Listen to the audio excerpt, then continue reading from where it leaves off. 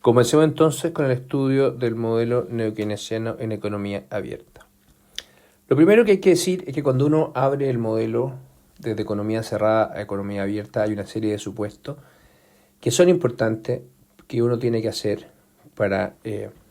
son decisiones modelísticas, por decirlo así.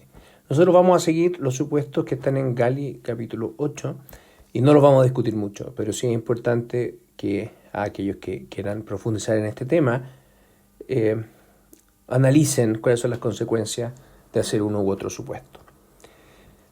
Vamos a partir definiendo entonces los supuestos del modelo. Vamos a pensar en países pequeños. En el mundo hay muchas economías chiquititas y ninguna de ellas afecta los precios por sí sola.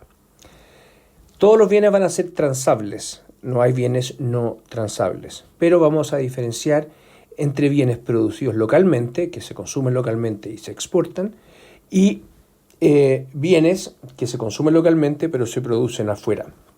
Vamos a llamar los bienes importados, o bienes F, y los otros van a ser los bienes H. Para todos los precios se cumple la ley de un solo precio, son todos bienes transables. Pero cada país fija el precio en su moneda local. Recuerden que acá tenemos precios rígidos, necesitamos de alguna forma un mecanismo de fijación de precio. Lo que supone Gali en el capítulo 8 es que se fijan en moneda local. Si se fijan en otra moneda tiene consecuencias. Para la dinámica inflacionaria nosotros no vamos a tocar ese tema.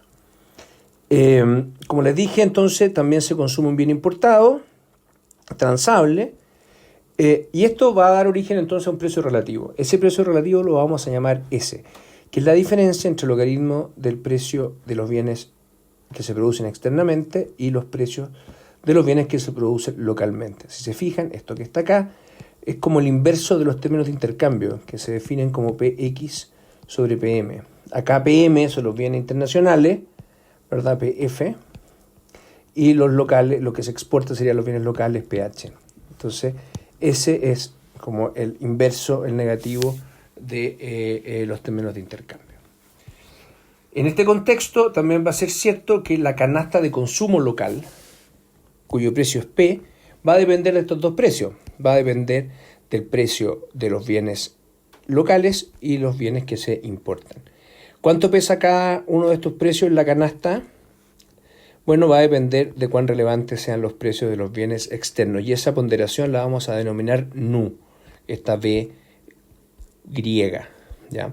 Entonces, NU va a ser una medida del grado de apertura del país.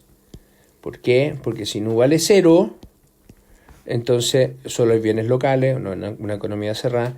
Entre mayor sea NU, mayor la participación de los bienes externos, por lo tanto más abierta es nuestra economía.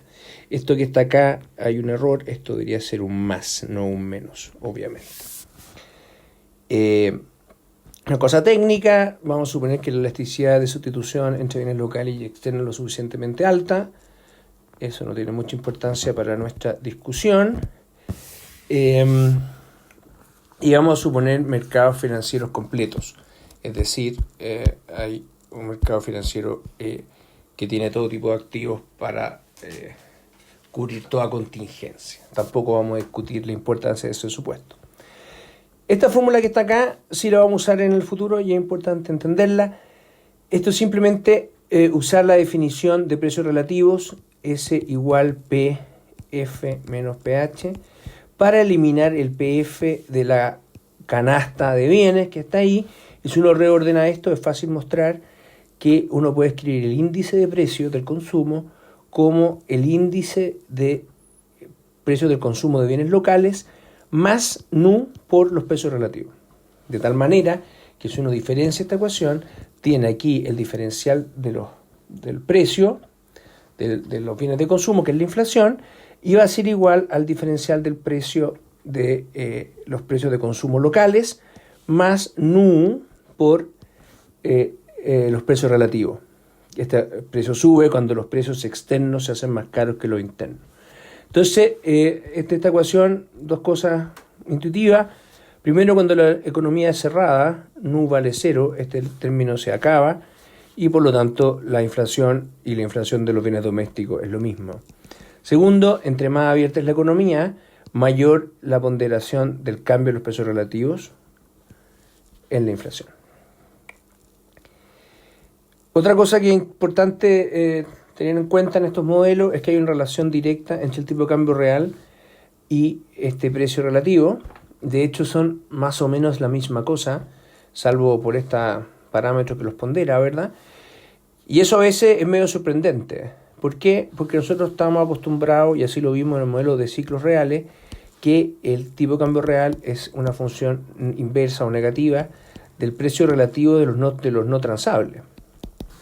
Pero acá no hay precios no transables, entonces no existe ese precio relativo.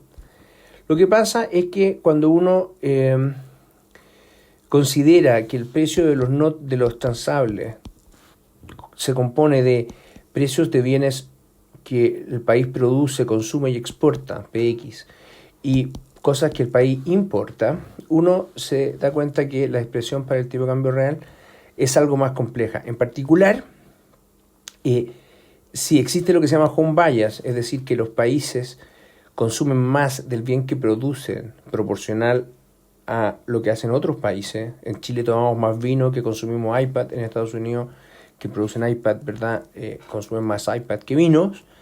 Entonces los términos de intercambio aparecen directamente en la definición de tipo de cambio real, y por lo tanto, a pesar de que la ley de un solo precio se cumple, eso no está, a pesar de que no hay bienes que no son transables, por lo tanto ese precio relativo no existe, igual el tipo de cambio puede variar si es que cambian los términos de intercambio, que como dijimos es el negativo de nuestro precio relativo S.